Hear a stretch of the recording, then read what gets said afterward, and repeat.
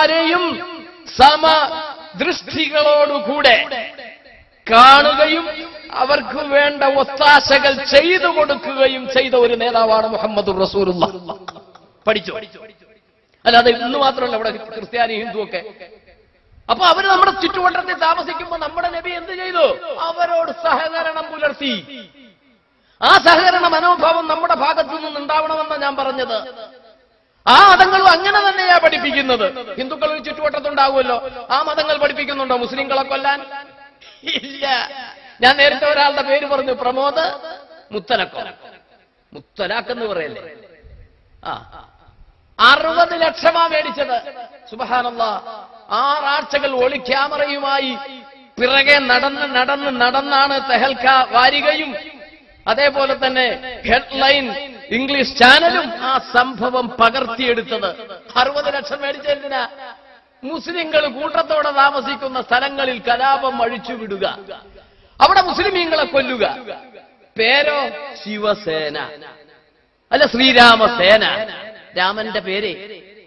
ഹിന്ദുക്കളോട് ചോദിക്കട്ടെ, ഞാൻ വെല്ലുവിളിക്കുന്നു, ഹിന്ദുക്കൾ പറയണം, അന്യമതസ്ഥരായ മുസ്ലിങ്ങളെയോ ക്രിസ്ത്യാനികളെയോ അല്ലെ നിങ്ങളുടെ മതത്തിൽപ്പെട്ട ഹിന്ദുക്കളെയോ അകാരണമായി കൊല്ലാൻ ശ്രീരാമ ഭഗവാൻ പഠിപ്പിച്ചിട്ടുണ്ടോ?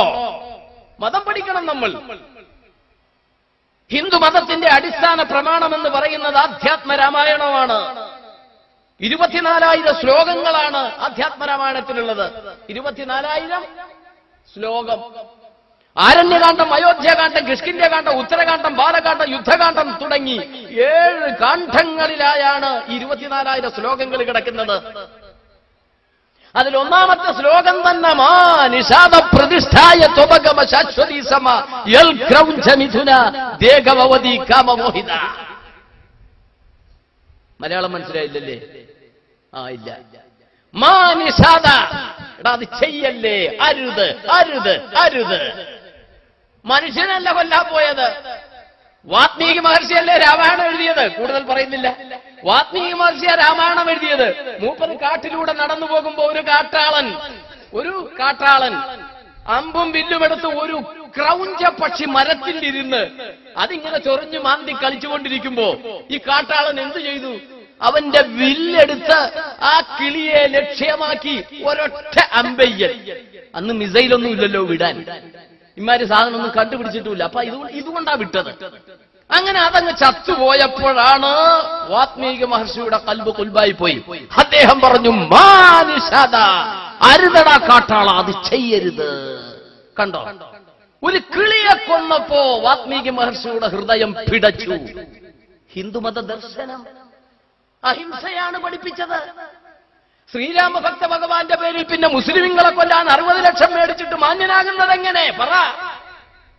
ശ്രീരാമ ഭക്ത ഭഗവാന്റെ അടുത്ത് ഒരിക്കൽ ചോദിച്ചു, അദ്ദേഹത്തിന്റെ ഹയാത്ത് കാലത്ത്, ശ്രീരാമ ഭഗവാന്റെ ഹയാത്ത് കാലത്ത് ഒരാൾ വന്ന് ചോദിച്ചു, യുദ്ധകാണ്ഡത്തിലുണ്ട് ഈ സംഭവം, രാമഭഗവാൻ ഇരിക്കാൻ പറ്റിയ സ്ഥലം ഏതാ? ഉടനെ അദ്ദേഹം പറഞ്ഞു, പള്ളി മുസ്ലിങ്ങളുടെ വല്ല പഴയതുകൊണ്ടോ നോക്കുക, അത് പൊളിക്കേ. സുബ്ഹാനല്ലാഹ്, അയാൾ പറഞ്ഞില്ല കേട്ടോ. രാമഭഗവാൻ ഒരിക്കലും പറഞ്ഞില്ല പള്ളി പൊളിക്കാൻ. രാമഭഗവാനോട് ചോദ്യം എന്താ? രാമഭഗവാൻ മനുഷ്യന്റെ ഹൃദയത്തിൽ, ഞങ്ങളുടെ ഹൃദയത്തിൽ വരണം. നിങ്ങൾക്ക് കുടിയിരിക്കാൻ പറ്റിയ സ്ഥലം ഏതാണ്? ഉടനെ അദ്ദേഹം പറഞ്ഞു, സഹിഷ്ണരായി സമദൃഷ്ടികളായി ബഹു ജന്തുക്കളിൽ ദ്വേനഹീനാമതികളായി ശാന്തരായി നിന്നെ ഭജിപ്പവർ തന്നെ ശാന്തം നിനക്ക് സുഖവാസമന്ദിരം സന്തതാഭ്യാസ ദൃഢീകൃത ചേതസാം സന്തതം തൽപാദ സേവരാത്മനാം സന്തതം തന്മന്ത്ര മന്ത്രോജവശുചി സന്തോഷവാരിതേ ഭക്തദ്രാവാത്മനെ അന്തർഗതനായി വസിക്ക നീ സീതയ ചിന്തതാ ചിന്താമണേ ദയാവാരിതേ. ഖത്തം തീർക്കാൻ കഴിയും, പക്ഷെ സമയക്കുറവ് കൊണ്ട് ഞാൻ അതിലേക്ക് കടക്കുന്നില്ല. ഞാൻ ലൗഡ് സ്പീക്കർ, ലൗഡ് സ്റ്റേജിലാണ് പ്രസംഗിക്കുന്നത്. രാമായണത്തിലും ഇല്ല നിങ്ങൾക്ക് പറയാൻ പറ്റുമോ? ഹിന്ദുക്കളോടാ ചോദിക്കുന്നത്. എന്താ പറഞ്ഞത്? ശ്രീരാമ ഭഗവാൻ കുടിയിരിക്കാൻ പറ്റിയ സ്ഥലം മുസ്ലിങ്ങളുടെ പള്ളിയല്ല, അല്ല പാവപ്പെട്ട മുസ്ലിമിനെ കുത്തി കീറിയിട്ട് അവന്റെ ഹൃദയത്തിലുമല്ല, അല്ലെങ്കിൽ പാവപ്പെട്ട പെണ്ണിന്റെ ഗർഭിണിയായ പെണ്ണിനെ, ആ കുഞ്ഞിനെ തന്നെ നീളമുള്ള ശൂലം കൊണ്ട് കുത്തിയെടുത്ത് ആ കുഞ്ഞു ഹൃദയങ്ങളെ ഉൾപ്പെടുന്ന ആ ചെറിയ കുഞ്ഞിനെ പൊക്കിയെടുത്ത് തിളക്കുന്ന ചെറവട്ടിയിലിട്ട് എണ്ണയിൽ പൊരിച്ചെടുക്കുമ്പോഴാണ് ശ്രീരാമ ഭഗവാൻ സന്തോഷം കൊള്ളുക എന്നതും